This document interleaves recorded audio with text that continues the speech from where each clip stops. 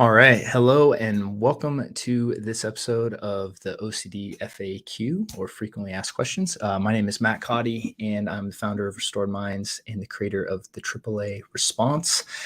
And so in the FAQ series is something that we've added relatively new to the show. And so if you have questions that you would like to submit for future episodes, look down in the links below, and there's a little form or a little link where you can click and submit questions, and then we'll review different questions, and then we select questions that we think will serve people to answer and to try to help people on their journey. So today we're going to answer the question, how do I do ERP for religious intrusive thoughts or scrupulosity? And before we dive into that, there's some additional resources down in the notes that you can check out as well. You can head over to restoredminds.com if you're looking for help for OCD and anxiety recovery, as we have several different options to get you started and really get you going in the right direction, as well as our signature Taking Back Control program. So let's go ahead and dive in. When it comes to ERP, I think there's one of the problems with ERP, I think, in the sense of there's nothing really wrong with ERP, as much as one of the problems is how people conceptualize ERP and what they think it is, and then they try to implement it, and it generally is very challenging and very overwhelming for people. A lot of times because they read horror stories online and they go to blogs they shouldn't go to, and they get advice from people they frankly shouldn't be getting advice from. And so people read about these exposures that happen. And the most important part of ERP is not the exposure as much as it is the response prevention or the removal of compulsions. In my experience, and there's going to be people that disagree with this, and that's totally fine. But in my experience, it's way more beneficial to work on removing the compulsions as opposed to like amplifying the exposures and doing extreme exposures. Because a lot of times the anticipation of doing an exposure is too overwhelming for people sometimes, especially if they're really in that loop. And you gotta kind of think of it of like two levers you can pull, right? The first lever is exposure, right? Directly confronting fears. And the second lever is the response prevention. And if you are trying to throw exposures at it and amplify the exposures, but you're still engaging in compulsions, you're not doing ERP, right? I think that's so important to understand, is that if you're engaging in exposure response prevention and you're still engaging in compulsions, you're not really doing ERP. You're just doing a bunch of exposures and then doing compulsions, which isn't going to make you better. Because we need to remove all safety behaviors so the nervous system has the ability to achieve habituation on its own. So your nervous system actually calms down and realizes there's no threat. So amplifying the exposures is not effective unless you actually are removing all your compulsions, specifically all the mental compulsions, I think, are the things that people really get stuck on usually. Rumination, analyzing, right? All that stuff, which is why we teach the AAA response and why I think it's foundational for, your success, is to really make sure you have a skill set and tool in place of making sure you're not engaging in any mental behaviors or physical behaviors. So with all that said, let's talk about how we do ERP for religious intrusive thoughts and scrupulosity. So let's first kind of define what that is. So scrupulosity is when fear, and you can call it anxiety, OCD, really latches on to one's relationship with God. And I'm not going to, so one of the things I'm going to do is use terminologies like God, and this can apply across various different faith bases, right? I mean, because I've talked to devout atheists who have developed scrupulosity, and it's which is interesting, because they'll proclaim like I don't believe in God, but then have this loop of going on about going to hell, and so it's not even necessarily reflective of the person's belief in some cases, right? But that they get caught on a certain idea that's either existential tied to one's faith, or sometimes can be a very specific scripture in the Bible, or the Quran, the Torah, right? Like it's just yeah. So it's something that is a very broad topic, right? I mean, this is easily worth its own workshop, just because we can cover so many aspects of this. But when you're talking about ERP, and so sometimes people will be having intrusive thoughts towards God, towards a religious figure like Jesus, as well, or you know the Virgin Mary. Right? And so I've seen this manifest in various different ways. And when you're talking about how do I do ERP, the first thing I think is important is not to focus on the exposure so much as the response prevention. That's the first thing I would say, because I think what happens, a lot of people read about exposures and they get overwhelmed, or they're like, I can't do that. And then they kind of stonewall the recovery process. So I think the first thing is to start saying, hey, what are all the compulsions you're doing? Right. And what are all the safety behaviors you're doing? So, and this gets tricky, because with obviously religious OCD, a huge safety behavior people engage in are certain religious practices, right? Like reading the Bible, praying, confessing, listening to sermons, workshops. And again, I did a lot of this stuff, right? Because I wrestled with this for a period of time of my life. And this gets tricky, because when you talk to someone who's a practitioner or a teacher of of your faith, oftentimes they will tell you to do this, thinking, of course, that they're helping you. So this all comes back down to, when we're doing ERP for religious intrusive thoughts or scrupulosity, the first question we need to ask is, hey, what's the problem we're really solving? What's the problem that we're addressing here?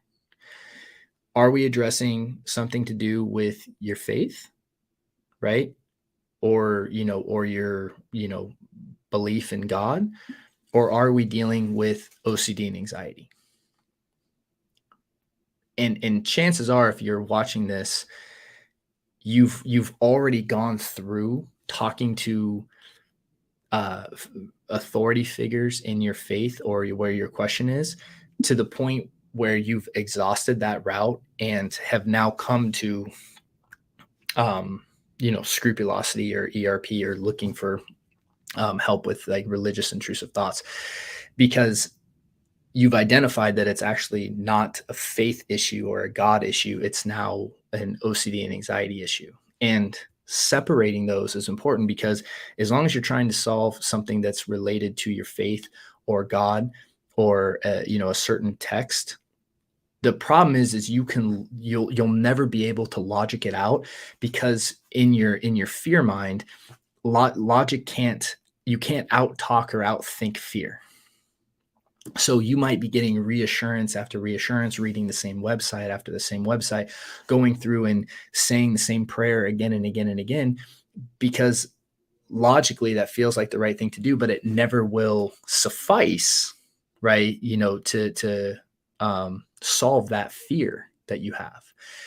That's why once we bridge over to say, hey, this is actually not a problem with God or with my specific faith, religion, a hell problem, whatever the content of the mind is saying, this is actually an OCD and anxiety problem, then we have to really work on breaking the behaviors. So I think the first step is really realizing, hey, what is the issue we're dealing with, right? And once we're able to bridge that gap, then it's about, let's find out all the compulsions that we're doing, and then we need to start systematically removing them, right? And actually allow the nervous system to calm down. And then we can integrate certain exposures to amplify and speed up this process. But we have to make sure we're first eliminating all the compulsions. And then, I think on a general, and again, this is a very high level answer to this question. So, I mean, I could talk for 8 hours on this, and probably not even cover a fraction of what I would want to cover on this topic. But One of the key things that I know was helpful for me is anchoring into who I believed God was. And because again, I spent months, I mean, possibly years. I mean, again, I don't know but I mean, just in my mind about certain fears, whether it was certain verses or was I going to go to hell? Was I going to get possessed? All these fearful ideas, looping on them and looping on them and looping on them and looping on them. And so one of the big things that I think helped me break out of it was really asking myself, like, hey, who do I believe God to be? And this is really pretty universal, regardless of what your particular faith is, right? And so, I mean, obviously, if you're watching this video, I'm going to assume you have some kind of faith, right? Because you probably wouldn't have clicked on this video if you didn't, or watched this episode if you didn't. But it comes back down to this: is like, is God a God of fear or a God of love? Just that one question, right? I think this question is fundamental. And what does God want for you? Does he want good or bad?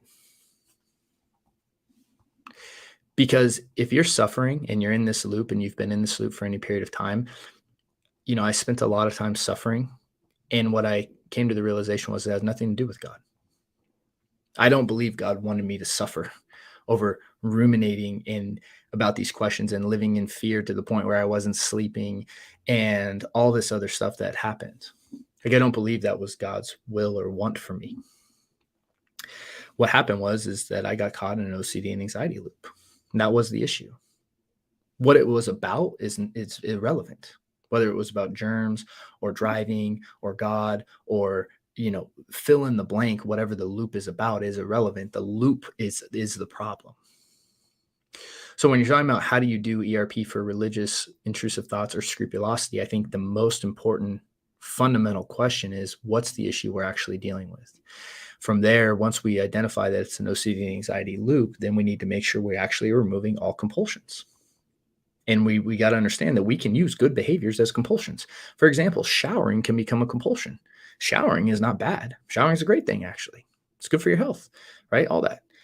Prayer is not bad, but we can use it as a compulsion.